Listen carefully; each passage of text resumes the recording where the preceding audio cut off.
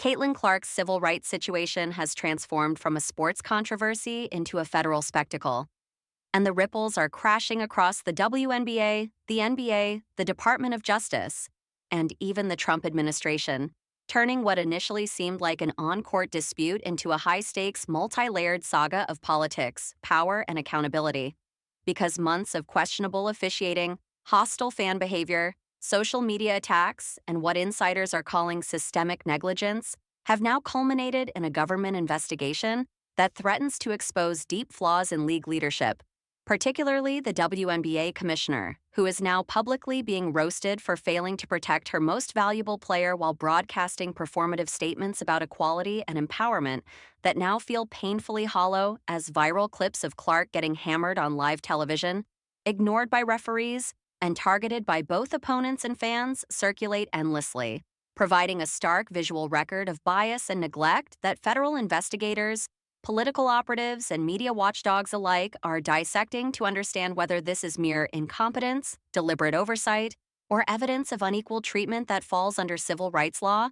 And while pundits like Stephen A. Smith had been warning months ago that the Trump administration had been quietly monitoring the WNBA, noting that senators were discussing Clark's treatment behind closed doors, and that a civil rights angle was ripe for federal attention, the warnings went largely unheeded, allowing a narrative to explode where the league's internal memos, referee reports, and emails are now being subpoenaed, journalists are digging through every interaction, and social media sleuths are creating highlight reels titled "Hits That Changed the League" that are racking up millions of views. And the commissioner, who once relied on branding, hashtags, and women empowerment messaging to deflect criticism, now faces scrutiny over why she failed to act when the league's biggest star was repeatedly subjected to blatant fouls, cheap shots, and a hostile media environment that gave the impression of bias and even fear. Because while Clark's talent has always been undeniable, her rise to prominence also put a mirror in front of the league, reflecting every leadership failure,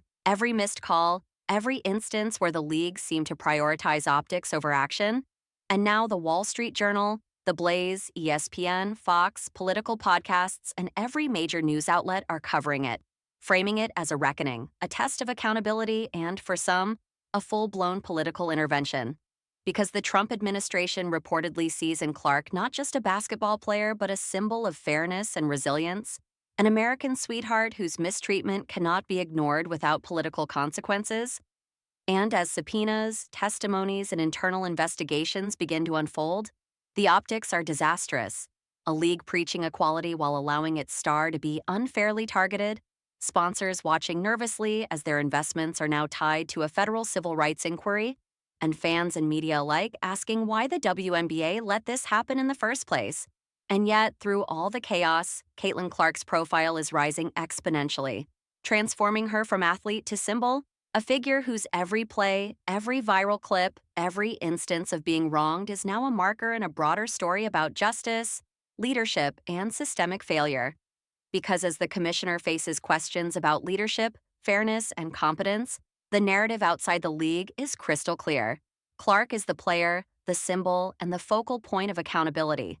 And whether it's the inconsistent referee calls, the lack of league intervention, or the public relations missteps that treated her success as a threat rather than an opportunity,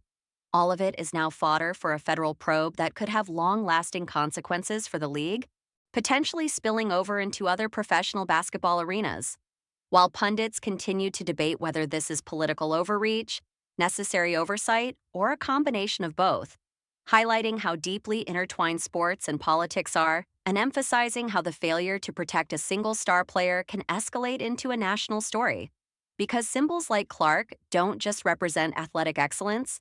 they embody broader societal ideals. And once the public, government, and media are aligned around a perceived injustice, the pressure on institutions is relentless, unyielding, and transformative, which is exactly the position the WNBA finds itself in now, scrambling to contain the damage, reassert control, and figure out how to respond to federal investigators, media scrutiny, sponsor anxiety, and a fan base that has been tracking every perceived slight against Clark, while Clark herself is positioned to come out of this not only intact but as a powerhouse cultural figure, leveraging her newfound visibility into branding opportunities, advocacy platforms, and historical significance within sports and civil rights, which only compounds the pressure on the commissioner and league officials because any misstep now is amplified through legal, political, and media channels, magnifying every error, omission, and moment of perceived indifference. And all the while, the NBA is watching, aware that if the WNBA can be scrutinized under civil rights standards, it raises questions about practices and policies across professional basketball, meaning this isn't just a WNBA story, it's potentially a blueprint for accountability in sports administration, officiating, and fan engagement, creating a ripple effect that touches players, coaches, referees, and executives. Because if Clark's treatment is found to violate civil rights principles, it could set precedent for league governance, equal treatment, and oversight mechanisms that transcend basketball and speak to fairness and equity in all professional sports. And as the investigation unfolds, every stakeholder, from journalists to fans to policymakers, is now assessing how the league failed to act, how Clark was allowed to be targeted, and how accountability is not just a catchphrase but a legal and moral imperative. While Clark herself stands at the center of this storm, her talent, popularity, and public image positioning her as both the protagonist and the symbol in a narrative that is larger than sports, larger than basketball, and in many ways, a cautionary tale for leadership, governance, and how the intersection of fame, gender, politics, and civil rights can ignite a movement that no league, commissioner, or sponsor can ignore. And as the story continues to develop, the WNBA commissioner's legacy, the league's reputation, and Clark's historical significance are all being written in real time, underscoring that when a league fails its star, the consequences aren't just on the scoreboard. They're in headlines, courtrooms, and the court of public opinion, where the fans, the media, and now the federal government have all made their judgment. And the most powerful player in women's sports today is proving that resilience, talent, and visibility can transform a controversial season into a moment of historical, political, and cultural significance that will be studied, debated, and remembered long after the final buzzer has sounded.